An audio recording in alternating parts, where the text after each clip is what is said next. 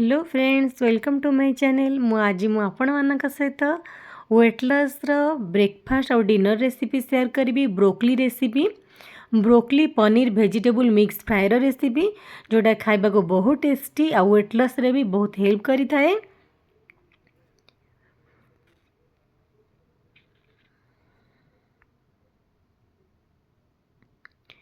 ये रेसिपी पाई हमको कौन सब इंग्रेडिएंट दरकार चलतु देखि नेबा।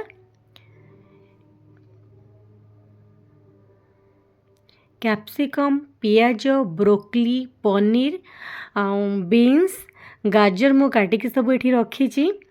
बीन्स नथिला ता बदले मु झोड़ंग नहीं, आप बीन्स नहीं पारे। चिली फ्लेक्स, ओरेगानो, रसुण नहीं काटिकी।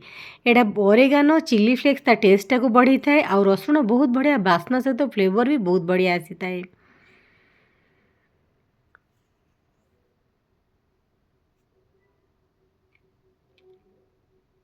एबे चलतु रेसिपीटी स्टार्ट करिबा। ब्रोकली रे जेहेतु ब्रोकली ग्रीन कलर से पोक थिले जना पड़ेनी, से मु गोटे पैन बसैकी पानी नहीं, गरम पानी रे गोटे मिनिट मु ब्रोकली को फुटे नेबी।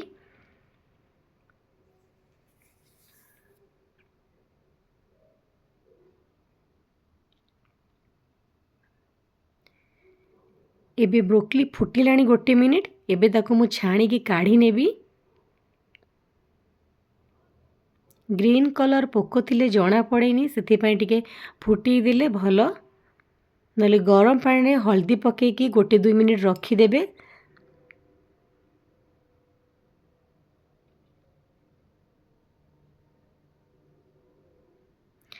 गोटे पैन में मु हाफ चामच तेल देइछि। एबे रसुण पकेइली। रसुण को पूरा लाली करिबार नहीं, हल्का भाजिबा।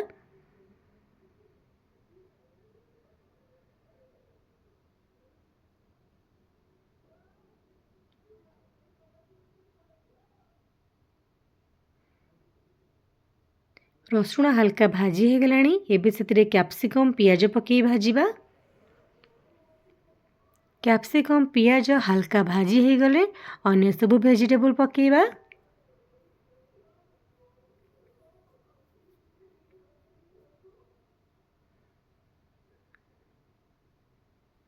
कैप्सिकम पियाज हल्का भाजी हो गलानी देखि पारुथिबे।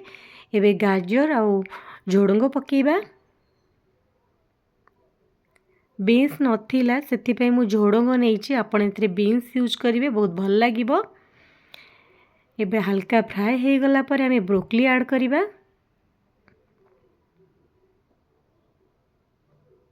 सबू वेजिटेबल को आमे एपट सेपट करके टिके भाजी नेबा।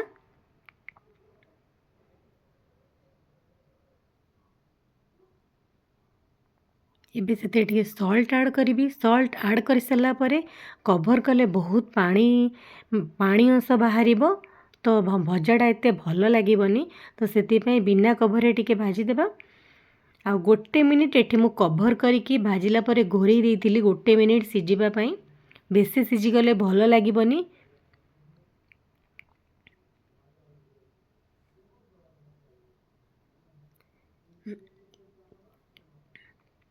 एबे एटा सब हल्का सिझी गलानी। आकु एठी बहुत सिझेबार आमर नाही, 80% कुक करिवार अछि।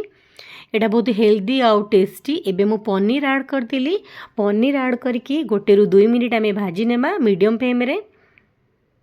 एबे चिली फ्लेक्स आपण जेसी बेसी राग खाउथिबे से अनुसार अधिक पकई पारिबे। एबे पकेबा ओरेगानो चिली फ्लेक्स रो टेस्ट बहुत बढ़िया लागि थाए। ये ब्रोकली रो ये फ्राए रेसिपी आपण वेट लॉस पे डिनर और लंच की ब्रेकफास्ट रे खाई पारिबे। बहुत हेल्दी आउ टेस्टी आ भोक भी लगी न थाए। एबे हमर रेडी हो जाइए। एबे हमें सर्व करिबा।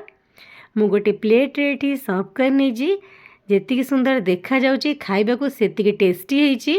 सजवा पई मु ऊपर टिके धड़ा राशि पकई देइची। एटा ऑप्शनल, आपण की स्किप करि परिबे। जदि आज रो रेसिपी आपण मानको भलो लागे मो वीडियो को लाइक शेयर चैनल को